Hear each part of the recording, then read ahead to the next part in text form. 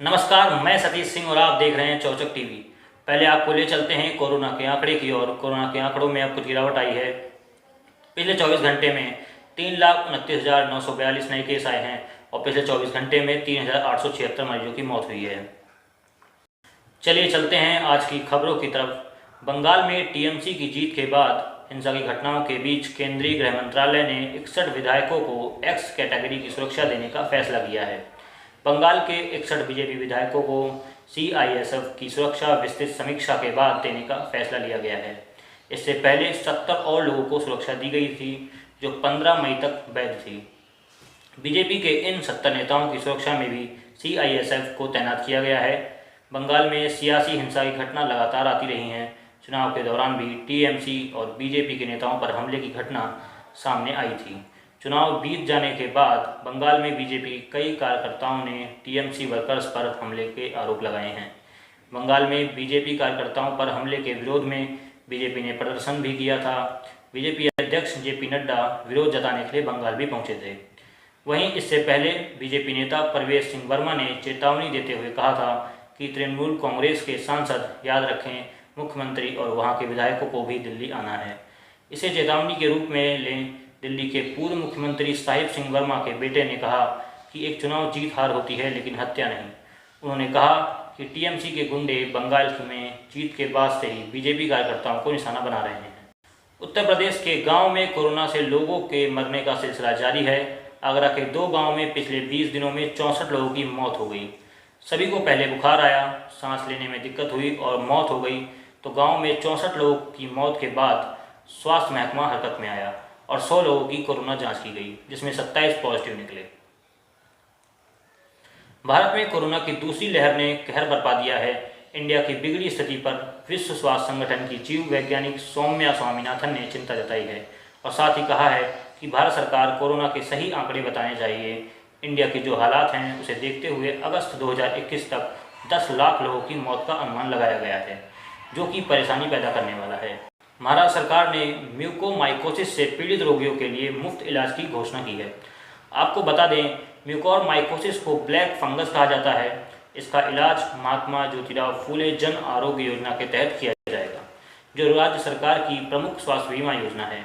Twitter पर लिखते हुए महाराष्ट्र के स्वास्थ्य मंत्री राजेश टोपे ने कहा कि उनके विभाग ने कुछ जिलों में कोरोना वायरस म्यूकोरमाइकोसिस बीमारी पाई है, जिसको उन्होंने गंभीरता से लिया है। इसके अलावा उन्होंने कहा कि इसके बारे में जागरूकता अभियान चलाया जाएगा। वर्तमान में महाराष्ट्र में 60,18,070 सक्रिय कोरोना वायरस के मामले हैं, जबकि 44,07,818 मरीज को ठीक कर दिया गया है। वहीं 75,849 मौतें हुई हैं। कोरोना वायरस हर रोज़ एक नई मुसीबत पैदा कर रहा है। अगर इससे जंग जीत भी जाते हैं तब भी आपका पीछा नहीं छोड़ता है। दरअसल काली मौत यानी ब्लैक फंगस के कई मामले इन दिनों सामने आए हैं, जिनमें आंखों की रोशनी जाने से लेकर मौत तक का खतरा बना रहता है। यहाँ तक कि जान बचाने के लिए मरीजों की आंखों को निकालना पड़ रहा है। ऐसे ही कई मामले राजस्थान, पंजाब, दिल्ली, गुजरात समेत देश के कई हिस्सों में सामने आ चुके हैं। कोरोना वायरस से मौत के आंकड़ों को लेकर मध्य प्रदेश सरकार के दावे लगातार झूठे साबित हो रहे हैं। सरकार कहती है उसे आंकड़े छिपाकर कुछ नहीं मिलेगा, लेकिन शमशान कब्रिस्तान में मौत के दर्ज आंकड़े कह रहे हैं सरकार झूठ बोल रही है। पिछले माह मध्य प्रदेश में कोरोना वायरस में 42,400 मौत के आंकड़े सरकारी दस्तावेजों में दर्ज हैं, जबकि अकेले अप्रैल 2021 में इससे 2 गुना मौतें मध्य प्रदेश के शमशान और कब्रिस्तान के रिकॉर्ड में हैं। जहां एक तरफ कोरोना को लेकर नकारात्मक ऊर्जा फैल रही है, वहीं अच्छी खबर भी देखने को और सुनने को मिलती है। मुंबई में कांदीवाली निवासी 53 वर्षीय मनमोहन रणजीत सिंह मेहता की कोरोना वॉरियर्स के बीच एक खास पहचान है। आम आदमी और कोरोना योद्धाओं को नाश्ता, खाना वगैरह के अलावा कोरोना से जुड़ी लड़ाई में लगने वाले जरूरी सामान तक मुहैया कराते हैं। यहाँ तक कि किसी को भी ब्लड या प्लाज्मा चाहिए तो वह भी सहजता से उपलब्ध कराते हैं। मनमोहन ने देश विदेश में 103 बार रक्तदान किया है। उन्होंने देश में ही नहीं विदेशों में भी रक्तदान किया है। इनका एक टेम्पो पूरे दिन शहर में जरूरी व उपयोगी सामान लेकर घूमता रहता है। जहाँ से भी कॉल आया टेम्पो उस ओर मुड़ जाता है।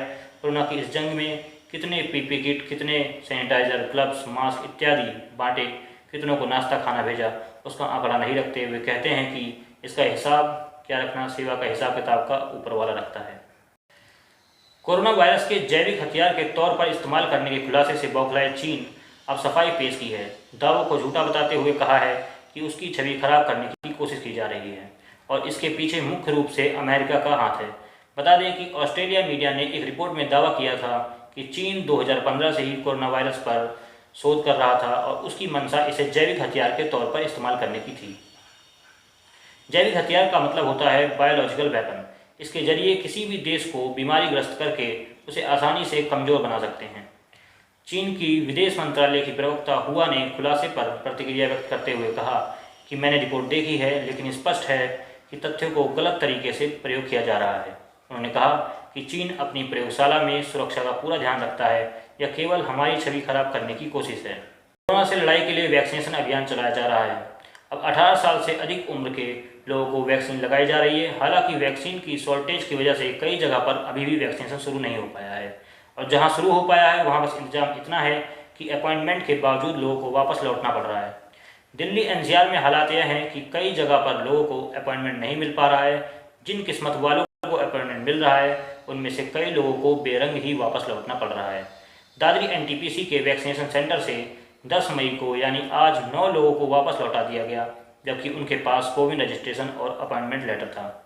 हमने जब वैक्सीनेशन अफसर विक्रम सिंह से बात की, उनका कहना है कि कोविन अपॉइंटमेंट लिस्ट में इनका नाम नहीं है।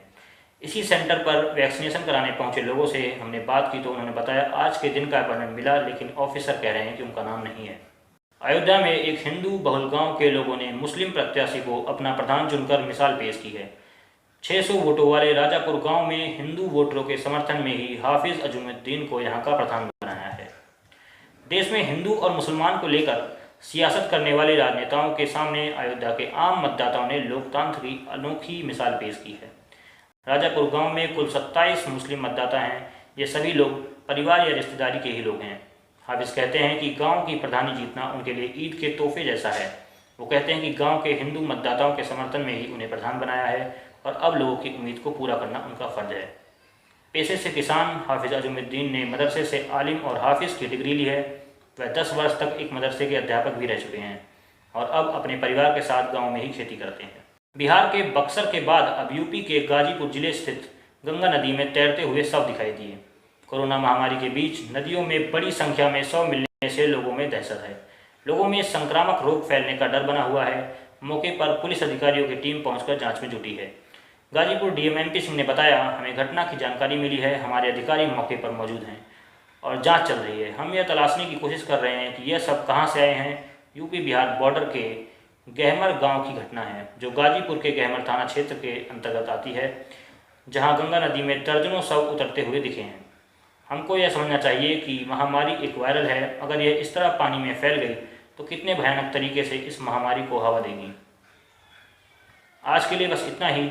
जाते जाते चैनल को सब्सक्राइब कर देना और बेल आइकन प्रेस कर देना।